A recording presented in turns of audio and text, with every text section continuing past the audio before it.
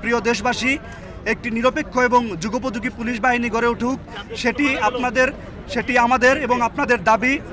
সেই লক্ষ্যে প্রয়োজনীয় আইন সংস্কার ও প্রয়োজনীয় আইন প্রণয়ন উল্লেখিত দাবিসমূহ অনতিবিলম্বে বিবেচনায় নেওয়ার জন্য সংশ্লিষ্ট কর্তৃপক্ষের দৃষ্টি আকর্ষণ করছি।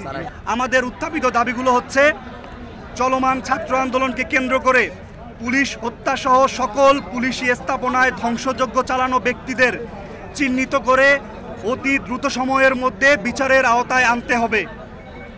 নিহত পুলিশ সদস্যের পরিবারকে এককালীন আর্থিক ক্ষতিপূরণ প্রদান করতে হবে। আজীবন পেনশন, রেশন এবং পরিবারের একজন সদস্যকে সরকারি চাকরি নিশ্চিত করতে হবে।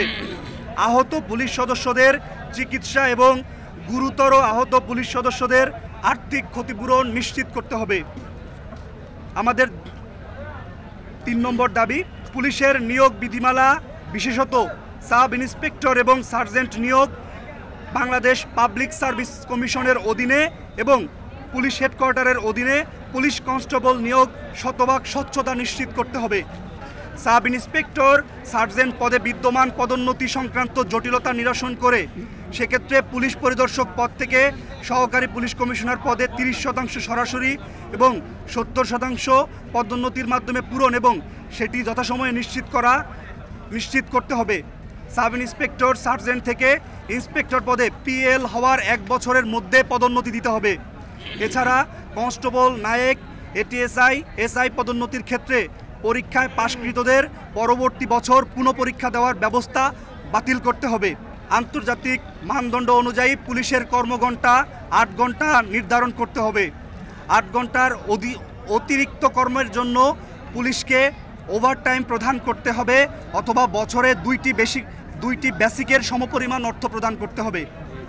পুলিশের ঝুঁকি ভাতা বৃদ্ধি করতে হবে। টিএ বিল প্রতি মাসের 10 তারিখের মধ্যে প্রদান এবং প্রযোজ্য সকল সেক্টরে সোর্স মানি নিম্নপদস্থ পর্যন্ত নিশ্চিত করতে হবে। পুলিশ সদস্যদের বাৎসরিক 20 দিন নৈমিত্তিক ছুটি বৃদ্ধি করে অন্যান্য বাহিনীর সাথে সমন্বয় করে 60 দিন করতে হবে।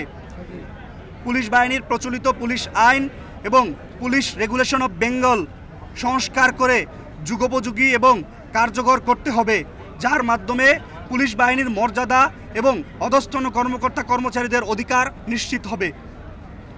পুলিশ বাহিনীকে যে কোনো দলের সরকারি রাজনৈতিক এজেন্ডা বাস্তবায়ন ব্যবহার করতে না পারে সেজন্য স্বাধীন পুলিশ কমিশন গঠন করতে হবে। পুলিশের সকল থানা, ফাঁড়ি এবং ট্রাফিক বক্স আধুনিকায়ন করতে হবে এবং অধস্তন অফিসারদের জন্য সুযোগ সুবিধা নিশ্চিত করতে হবে।